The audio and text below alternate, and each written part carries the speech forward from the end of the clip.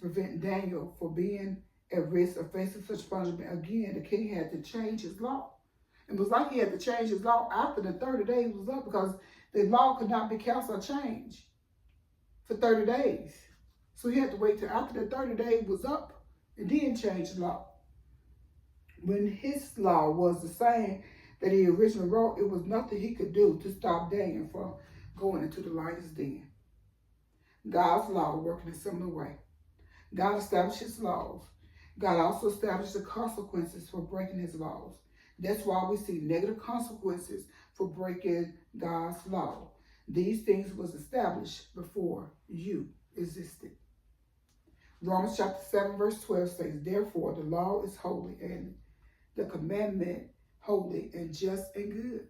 God's laws are holy and just and good. He didn't create his laws to trap us.